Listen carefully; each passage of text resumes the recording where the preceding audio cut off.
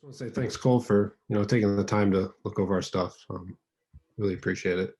Mhm. But yeah, so this is whoops, sorry, jeez, not off to a great start here. Yeah, so this is a project from second semester sophomore year. Basically, the studio is kind of focused around small home living. This being a bicycle storage project. So kind of the problem addressing is a lot of people are moving into these tiny houses, but they're losing out a lot of indoor space. So this kind of aims to give them an outdoor solution to store things like bikes and outdoor equipment. Some sort of existing products. These are kind of soft tops, just not completely practical, I guess. And then the overall concept is finding a way to integrate bike storage and then some sort of general storage into the tiny house. And then just design inspiration, kind of trying to embrace like a vertical stance to the thing, and then some rounded soft corners.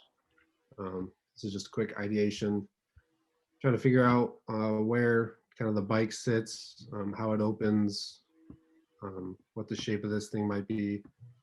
Then kind of settled on this, so figure out what the vertical breakups might be, where a part line might be, and then the shape of the hood, and then sort of settled on this one, and then figure out how this thing opens. What does the inside of the storage part look like, and then would this kind of be in the final design. And then just some model refinement. So again, playing with the doors, playing with the side breakups, stuff like that. And then this being the final render. So this big door swings out on these two hinges. And then on the right side is just sort of a tambour door that rolls up into the back of the unit. It's just some dimensions of it and some material callouts. So on the left side is the part dedicated to the bikes. So as you can see, they're vertically stored on these hooks. Just a couple of accessories of it. So at the bottom, having like a rubber mat makes it easy to clear out dirt as it kind of falls off the bikes. And then these are the individual mounts that the bikes go on. So this hook goes around the wheel, and then it's sort of a tongue and groove into these wooden planks. And then on the right side is the storage portion of it. I was thinking, when someone orders one of these, they could kind of pick what sort of configuration they want. So you can have a workspace with like a tabletop to work on with a pegboard in the back, and then maybe just strictly storage with shelves and drawers, and then hooks for stuff like rakes and shovels. And then quickly just security, just having a simple cam lock on the front of it, locks both doors, try to keep people out. And then back to the integration of it. So having a couple options where you could have it either sit on the legs or mount it to the exterior wall. And then this kind of shows that as it mounted to the wall in sort of a more low-key color scheme. And then here shown with the legs and some proportion to human. That's it for that project. This next one is a mountain biking helmet for a Viscom project. I did it for the brand Scott. I was kind of a fan of their design language. They have these nice defined sort of surfaces, which give it a nice look. And then making the design goal, trying to embrace their language, their brand language. So focusing on color blocking, the ventilation patterns, and then the overall silhouette shape of the helmet. And then this is kind of what Scott has now. So they sort of have a entry-level helmet, sort of a middle tier price point helmet, and then maybe this could kind of fit in as maybe a premium helmet or something like that. And then the ideation, so playing with what those ventilation patterns look like, how these surfaces kind of translate into one another. Again, the color blocking, that sort of thing. Yeah, just general ideation. Here's the side view of the helmet, a top view, and then just like a little feature page. I thought it might be cool to have the visor kind of break away so that if someone impacts with the ground or a tree, their head or neck's not getting kind of caught up on the visor. And then just some few colorways. Fun. And then this next project is a boot, a work boot. This was first semester sophomore year. Basically, kind of addressing the issue of having permanent steel toe in a boot. It can be cold having that big piece of steel near your toes. It can be pretty heavy. And then when you do purchase a steel toe boot, you're kind of stuck with that steel toe. Or if you don't buy a boot if you buy a boot without the steel toe, you're kind of stuck without protection. So just some current products that are out there. The overall concept is kind of just a universal boot that can be worn casually, but also have the option to have work environment protection. Just a consumer. The design language, one I wanted to point out is just kind of the juxtaposing. I wanted to kind of give the boot itself a distinct look, and then the boot with the protection a whole different look. And then just kind of call outs, things to focus on. So just the toe protection, as I said, flexible collar, just some things to keep the boot comfortable for the wearer. Then jumping into ideation. So the first idea was to have these, the accessories slide on sort of a rail system, but kind of found that didn't give the boot a very distinct look with and without protection. So kind of moved on to having this like entire overshoe part of it that the user kind of just slips the boot into. So refinement, kind of figuring out what the shape of that overshoe looks like and what the boot itself looks like. So this is the lateral. So there's a couple snap buttons on the side, kind of disguised within the eye stays, as well as one on the rear. That's where the overshoe would snap into. Again, another one on the medial rear look of it, the outsole, and with the overshoe. So that's where it snaps in, kind of a pull tab to remove it. The medial with the overshoe, again, another snap, and then it's kind of a carrying handle for the overshoe. And then a rear view, the outsole of the overshoe. And then this is just kind of for fun, some sort of steel toe customization, maybe kind of engraving into the steel. Then just some call outs of the different materials and stuff that the boot itself and the overshoe are made of. And then just kind of a graphic of how it might be put on. That's it. And then lastly, this is just a headphone project. Inspiration images, just a real brief ideation. I knew I wanted to have this kind of bump out feature here. So this is figuring out where that's located and then kind of how it exists with the rest of the headphone. And then the rest of this is just kind of a handful of renders of the headphone themselves. Power button, charge port.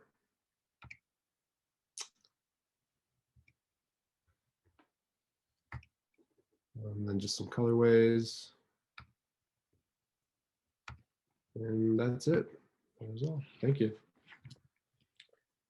Perfect timing. Thank you, Nick. Thanks, Nick. As I introduced, we will produce in this way. The comments will be at the end. So Taylor, when you are ready, you can share the screen. Okay, awesome. There we go. Can you see this? Yep. Awesome.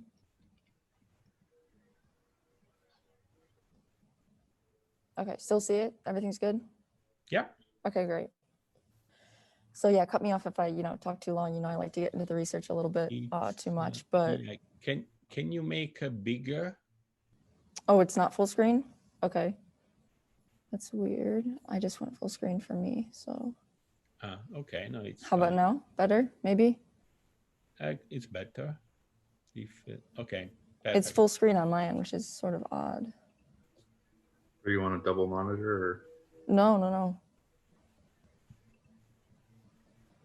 But it shows the Adobe for you guys? Yeah, it's not in presentation. Okay. That's weird.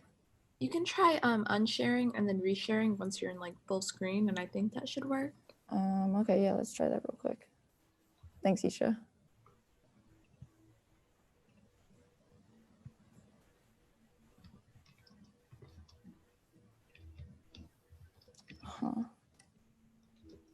Tomoya-san, Genki? Yeah, はい、元気です。Oh, 大丈夫。Yeah, I'm fine. Early in the morning.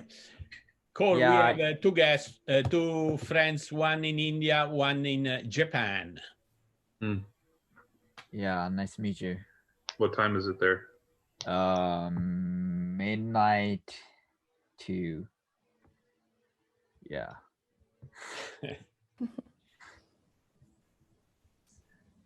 So for a student, you still have like 4 hours left. You're fine. What? That's not late. Taylor, What? did you try, Taylor? Yeah, I think I got it now. Let's try this. Okay, let's try this. Is this any Wonderful. better? Yes, better. Thank you. Okay, cool.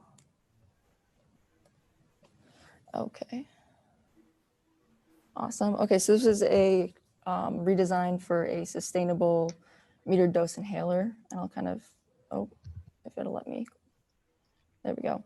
Yeah, so it's designing a compact inhaler that was meant to be eco-friendly, but also, look a little bit less like an embarrassing medical product. And the reason being for that is that typically children are depicted as, like more weak or vulnerable when they have inhalers. And this is kind of seen as like a medical issue. So I targeted a younger age group to focus on that redesign and make this feel a little bit less like an embarrassing product to have around. And specifically why I chose a metered dose inhaler, a little bit background on, inhalers. A dry powdered inhaler is more sustainable, doesn't harm the environment.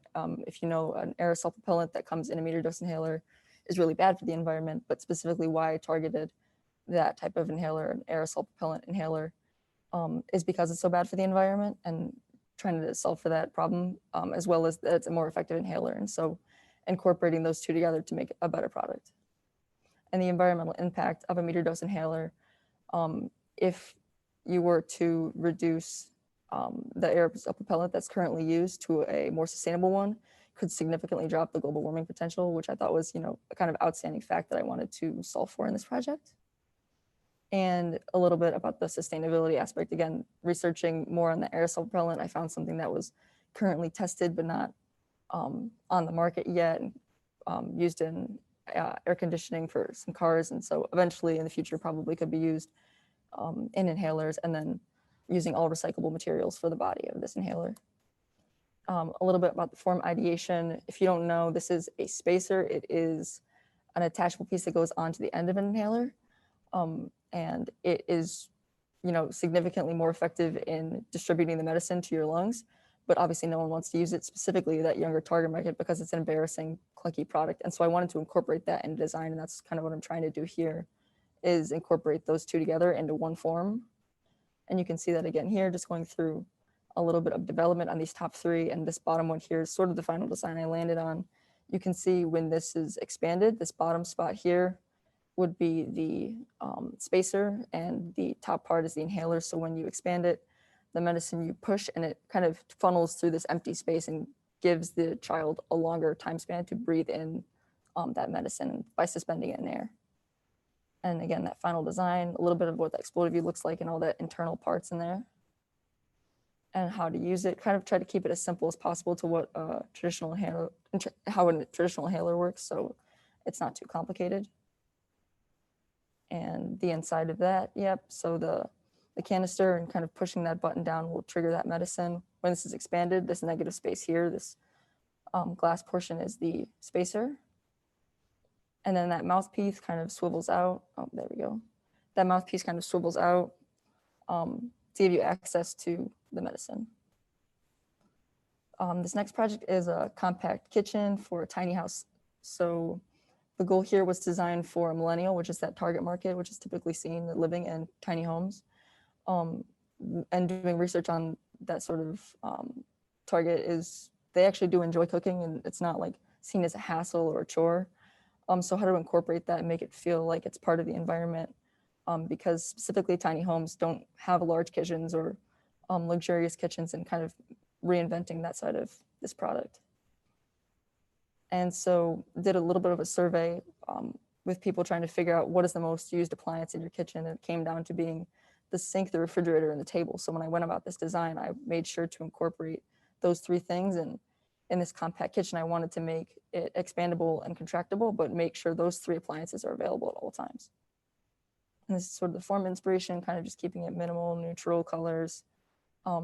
a little bit more into the fun, like overlapping forms and the hidden seating, which you can see later in the ideation here. So originally started with something more cylindrical, and then it kind of ended up being vertical, trying to use the most of the vertical space that you have since you don't have a ton of horizontal space in a tiny home. And it ended up transitioning to a horizontal unit that can be expanded and contracted. And so the complete kitchen set, and what I sort of focused on most in this project were these 5 appliances of the overhead dishwasher, the sink and faucet, cooktop, refrigerator, and the table. This is the under-counter refrigerator, more energy efficient, being below the counter, and 2 of these drawers would be a refrigerator, 1 would be a freezer. The dishwasher unit is an overhead dishwasher unit, so the way that this would essentially work is that you load it just like you typically do, but the water would drain, and then it would become a storage unit, just like an overhead cabinet. And the sink and faucet combination is inspired sort of like by a waterfall faucet. There's no center drain. It's a waterfall drain in the back that kind of mimics the waterfall faucet above. And then the hidden seating with the extendable table kind of slides out, gives you more table space and counter space to work. And then these bar stools sort of fold out of the side. And then the induction cooktop, pretty traditional. When this is off, you can use it as counter space, and then acts as a cook space when it's on. Sort of the exploded view, getting into all the parts and the details of that. And then the closed and open, kind of showing how in a tiny home, this is super small sort of kitchenette. And then when you can expand it, when you do have guests over, you don't have to limit yourself to the type of home that you're living in, and you can have all these appliances full scale. And that sort of in context little shot. And then this last project is a sustainable diaper.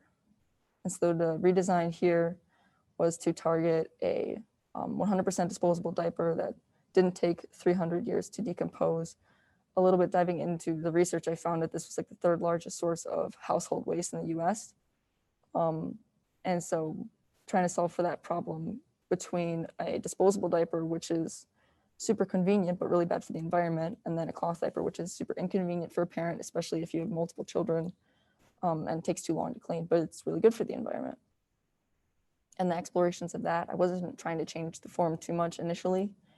Just experimenting with tab length and the overall flat form of this thing, and then eventually dove into, how can you put it on? Is it a different approach? Do the tabs look different? Is it worn differently?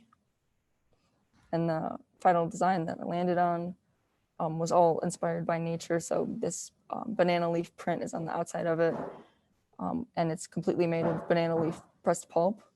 The tab applies kind of like a fold over on top, and you can kind of see that little in the icon over here. And then getting into the elastic, how that works and how that leak protection kind of works to hold the fluid inside the diaper, and everything that's made of, from the aloe vera to the decomposable or disposable tape on the diaper as well. And then again, with the, kind of looking back into nature, inspired by this like change of colors in autumn. So the size scale that this would work and the colorways of how this would work would be green for the newborn, or for the youngest age that it's being worn, and the older you get having to wear this brand of diaper, that darker that color would get. And the how to use, which is, again, trying to keep it super similar to what a current diaper is, because you don't want to stray too much from the user. And this isn't a super easy thing to put on. Going through trial testings, trying to figure out, is there a different way to put it on? The current way that it's out there actually is super effective and very easy. So I didn't try to stray too far from that, but the main thing to focus on here is the way those tabs fold in, and that one motion of folding that tab over top to secure that in place. And then the thing that I want to focus on as well with this project was that long-term environmental impact. So this diaper theoretically could decompose in 1 month, as opposed to 300 years later, which is what a disposable diaper takes to decompose. And that is all. Very Thank good. you. Thanks, Taylor. Thank you, Taylor. Yeah, so thank you. everybody practice in 8 minutes, and next will be Caleb. Fine, it's a rush, but then we will have some time for conversation. Okay, is everyone seeing the Midland screen? Yes, Yep. sir. Cool. So I'm gonna do things a little bit differently. I'm gonna present a project I've been working on this semester. Some of what you were talking about, Cole, with learning from internships, I feel that a lot of my work, my portfolio doesn't have the same level of process just because I hadn't experienced internships. And so I thought this would be a good way to walk through some of my process. And then we'll do that for the first 4 minutes and then buzz through the portfolio as well.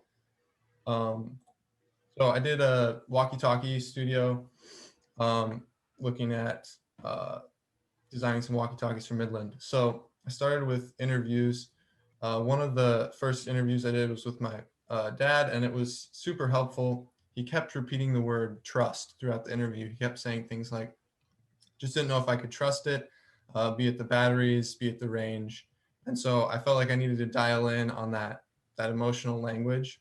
And so I'm going to walk through some of my findings there. But the big opportunity was creating a walkie-talkie that provides superior transparency between the user and the device and between two users using the devices. So what does that look like?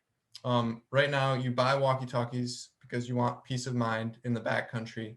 But the issue is sometimes they end up causing more problems than they are help, because if you look at this scenario, maybe you call up your buddy on the walkie-talkie and he doesn't answer. And so you're just waiting for him to respond. And you don't know if it's because his battery died. You don't know if it's because he has the wrong channel. You don't know if it's because his radio isn't on, or maybe he just fell off a cliff and died. You really just have no idea. And so this thing that's supposed to give you peace of mind is actually contributing to your angst. So it kind of boils down to two unanswered questions, or at least poorly answered questions. Number one is, what can I rely on this device to do, or what can I expect it to do for me? So this comes down to battery life, range in a given scenario, and some other things. Second question is, when something goes wrong, why? And most devices don't do a good job of answering this question. So as I was trying to figure out what's going to make for a more reassuring experience, I wanted to focus on 3 different categories. Number one is functions that enable transparency. One cool thing you can do now is you can transmit digital data over analog radio waves. So you could transmit encoded like location information, battery information. You could transmit text strings.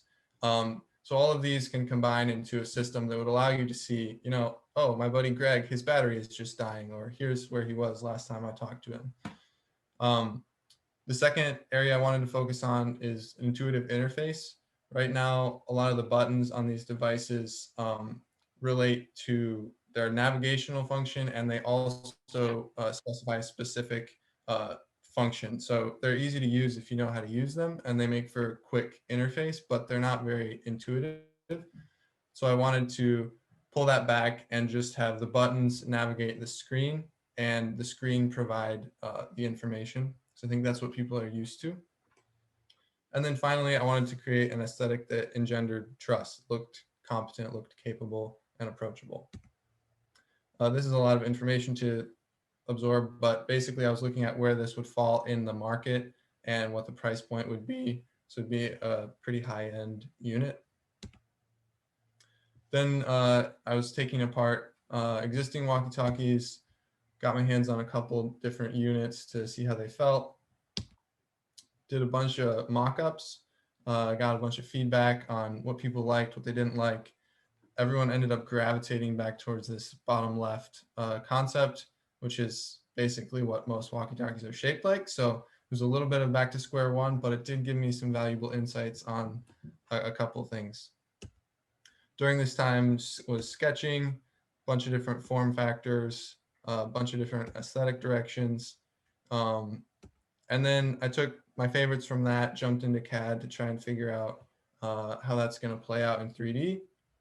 And then when I had finalized my form factor, I pulled those aesthetic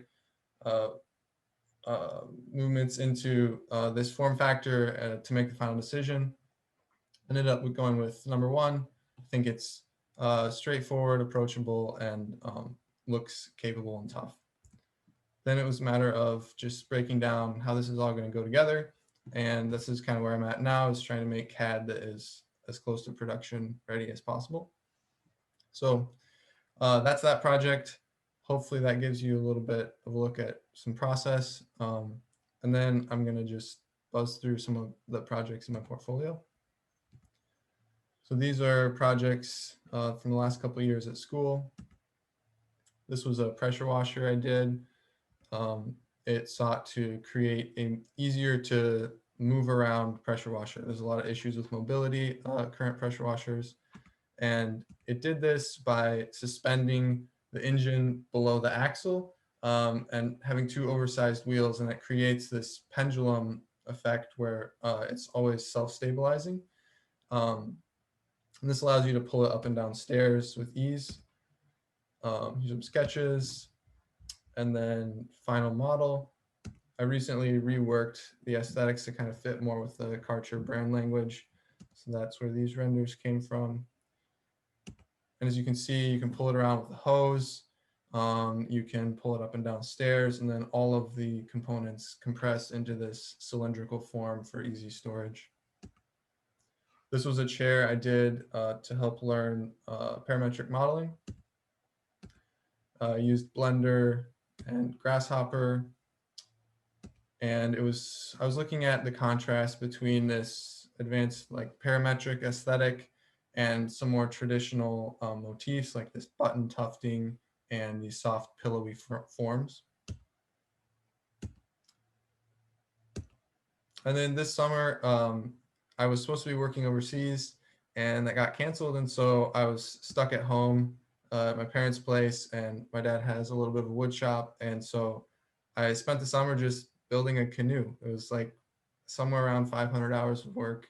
Not always fun, but it's a pretty awesome thing to see come to life under your hands.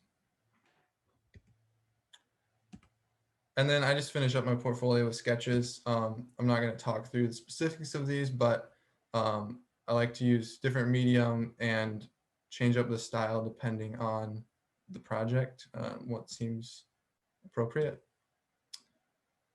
And then, yeah, I have some industry experience, and I talk a little bit here about myself, but how are we on time, Vincenzo? I can talk about it. 34 seconds to go.